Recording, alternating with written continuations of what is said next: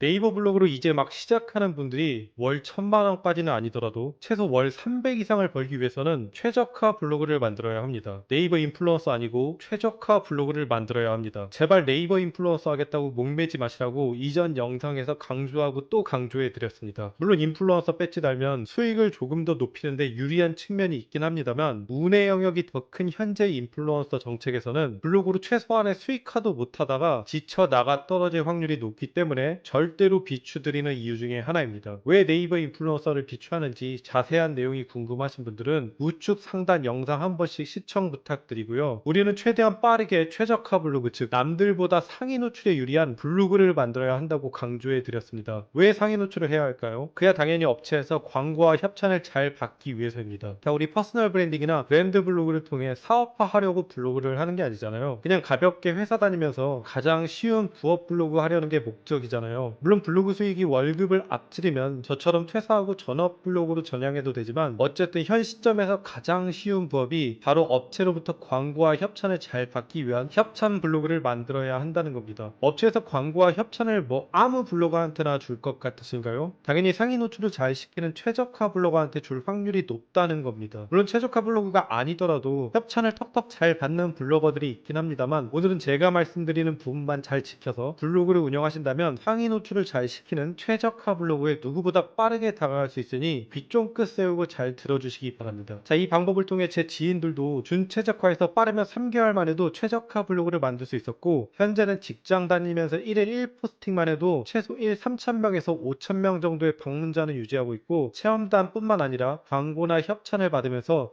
쏠쏠이 부수익을 벌고 있습니다. 꼭 네이버 인플루언서 아니더라도 가능하고, 또 일 방문자 1만 명 이상이 아니더라도 충분히 수익화가 가능하다는 의미입니다. 아, 새벽니도 서로 이네. 그래서 최저가 블로그 어떻게 만드는 건데? 자, 최적화 블로그를 만들기 위해서는 심플합니다. C랭크와 다이아 알고리즘에 입각해. 이 뭔 개소리야! 자, 흥분 가라앉히고 네이버에서 얘기하는 어렵고 난해한 용어 그냥 머릿속에 싹 다 잊어버리시고, 우리는 딱 5가지 키워드만 생각하면 됩니다.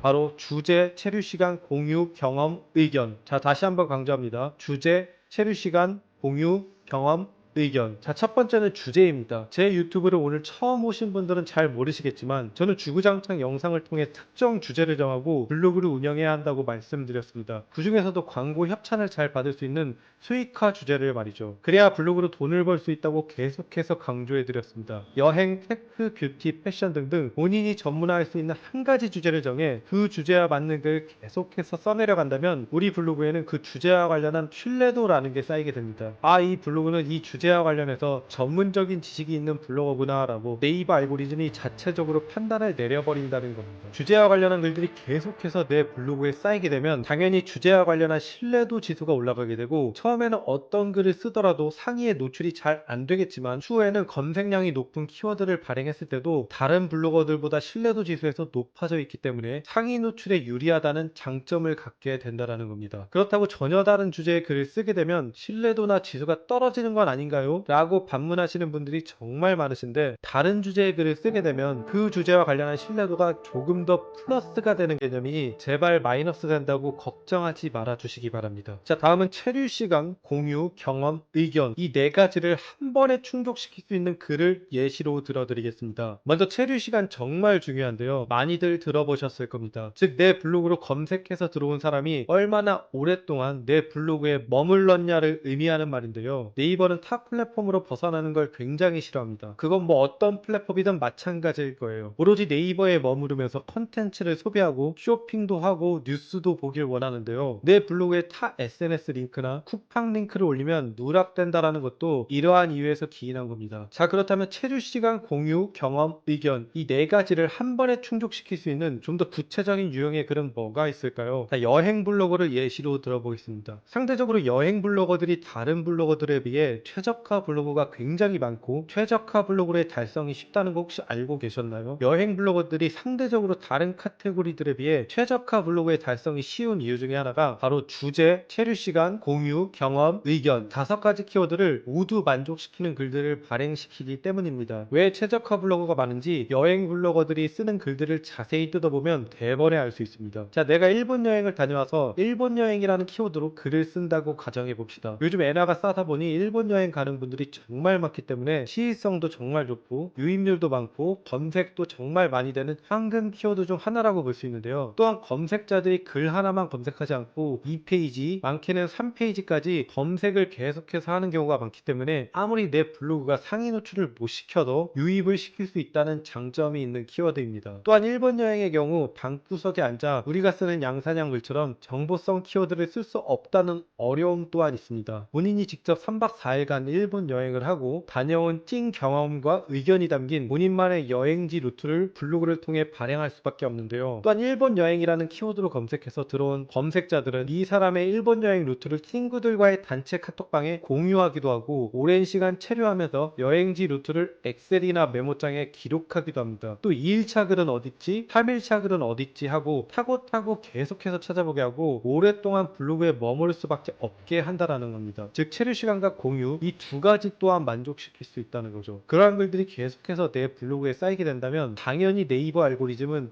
이 블로그가 쓰는 글은 주제 전문성, 체류 시간, 공유, 경험, 의견 이 5가지 모두를 만족시키는 글을 발행하고 있구나. 굉장히 좋은 블로거네 라고 하고 알고리즘이 판단을 안 내리래야 안 내릴 수가 없게 된다는 겁니다. 당연히 방구석에 앉아 누구나 쉽게 발행할 수 있는 양산형 글을 쓰는 다른 카테고리들에 비해 상대적으로 최적화를 빨리 이룰 수 있고 인플루언서 선정 확률 또한 높다는 장점이 있지만 하지만 단점도 분명히 존재하죠. 여행을 매번 다닐 수 없고 여행 경비가 만만치 않게 들기 때문에 난이도 극강의 카테고리라는 건 여행을 주제로 하는 블로거들의 가장 큰 장벽 중에 하나라고 볼 수 있습니다. 그러면 또 여기서 이런 질문이 생길 겁니다. 아니 그럼 제가 운영 중인 주제에서 어떻게 체류 시간, 공유, 경험, 의견을 충족할 수 있는 글을 발행할 수 있는 겁니까? 라고 말이죠. 제가 모든 카테고리를 운영해 본 게 아니기 때문에 일일이 디테일하게 예를 들어 알려드릴 순 없지만 경험 기반의 글을 작성하기 쉽지 않은 분야라면 최소 체류 시간과 공유를 높일 수 있는 글이라도 발행하라는 겁니다. 자, 무슨 말이냐면 시리즈 형식의 글을 기획한 후 발행해 보시라는 건데요. 예를 들어 내가 경제 비즈니스 카테고리를 운영 중인데 권고사직을 당한 직장인들을 위해 실업급여에 관련한 키워드를 발행한다고 칩시다. 권고사직을 당하면 실업급여도 신청해야 하고 퇴직금도 알아봐야 하고 여러 가지 처리해야 할 일이 굉장히 많기 때문에 블로그를 통해 검색해봐야 할 정보가 정말 많으실 텐데요. 이러한 정보들을 하나만 발행하고 끝나는 게 아닌 시리즈 형식으로 발행해야 검색자들에게 많은 도움을 줄 수 있다라는 겁니다. 자, 네이버에서 실업이라는 키워드를 검색해보면 연관 키워드로 실업급여 조건, 실업급여 계산기, 실업급여 신청 방법, 실업급여 수급기간 등등 다양한 글들이 연관 키워드로 검색되는 걸 확인할 수 있습니다. 이러한 글들을 만약 시리즈 형식으로 발행해서 사람들이 계속해서 타고 들어가게끔 링크 형식으로 유도한다면 당연히 내 블로그에 검색자가 머무르는 체류 시간이 높아질 수밖에 없습니다. 이때 중요한 스킬 중에 하나가 단순히 아래 글도 도움이 되실 겁니다 라고 링크 하나 딱 올리는 게 아닌 반드시 이 링크를 클릭하게끔 검색자를 설득할 수 있어야 한다는 겁니다. 자, 오늘은 실업급여 조건에 대해서 말씀드렸는데요. 당연히 실업급여 신청 방법도 궁금하실 겁니다. 실업급여 신청 방법은 아래 링크에서 상세히 남겼으니 신청까지 쉽게 해보시기 바랍니다. 라는 식으로 검색자를 설득해야 조금이라도 더 내 블로그에 머무르게 하고 체류 시간을 높일 수 있다는 말입니다. 물론 이런 키워드는 검색량도 굉장히 높고 경쟁률이 강하기 때문에 이제 막 시작한 내 블로그가 상위에 노출될 확률이 적을 테지만 실업이나 퇴직과 같은 연관 키워드 중에서 검색량도 낮고 경쟁 강도가 낮은 키워드를 찾아 하나씩 차근차근 시리즈별로 글로 작성해 나가면서 링크를 통해 체류 시간을 늘리신다면 본인의 지인이나 카톡방에 공유할 확률도 높아지고 점차 노출이 이루어지면서 체류 시간을 높여 최적화에 빠르게 다가갈 수 있다는 겁니다. 자, 다시 정리해 보겠습니다. 최적화 블로그가 되기 위해서는 주제, 체류 시간, 공유, 경험, 의견 이 5가지를 충족시킬 수 있는 글을 작성할 수 있어야 합니다. 어떠한 키워드를 작성하려고 계획했다면 그 키워드에 대한 글을 하나만 작성하지 말고 그와 관련한 연관 키워드를 싹 다 조사합니다. 그리고 검색량이 가장 낮고 경쟁도가 낮은 키워드부터 하나씩 발행하면서 조금씩 유입률을 높여나갑니다. 이때 그와 관련된 시리즈의 글을 하단에 링크로 남겨 검색자들이 타고 넘어갈 수 있도록 검색자들을 설득하는 과정이 굉장히 중요합니다. 여기서 플러스 알파로 찐 경험까지 기반된 정보라면 더욱 사람들을 오래 머무르게 할 수 있고 본인의 지인이나 카톡방에 공유까지 되는 일석이조의 효과를 얻으실 수 있을 겁니다. 최적화 블로거가 되기 위해 뭐 C랭크니 다이아 로직이니 복잡하고 어려운 용어 생각하지 말고 오늘 말씀드린 방식만 최대한 내 블로그에 적용할 수 있어도 남들보다 더 빠르게 최적화 블로그에 다다를 수 있습니다. 오늘 제가 말씀드린 내용은 전혀 새로운 게 아닙니다. 이미 네이버에서 수년 전부터 계속해서 강조하고 있는 부분이고 앞으로 몇 년이 지나고 변하지 않는 블로그 운영 방법의 진리라고 생각합니다. 이는 단순히 블로그에 국한되지 않는다고 생각합니다. 어떤 플랫폼이든 이 원칙들만 지켜서 운영한다면 수익화에 더욱 빠르게 다가갈 수 있다고 생각합니다. 여러분들도 제 유튜브에 오는 이유가 제가 하는 얘기들이 다 경험에 기반한 찐 정보라 생각해 구독과 좋아요, 알림 설정을 누르고 있는 거라고요. 여전히 블로그가 어려우신 분들은 새벽 피플즈 커뮤니티를 만들었으니 한 번씩 가입도 해주시고 열심히 활동 부탁드리고요. 구독과 좋아요, 알림 설정을 통해 계속해서 유익한 정보 얻어가시기 바랍니다. 새벽 리더였습니다. 감사합니다.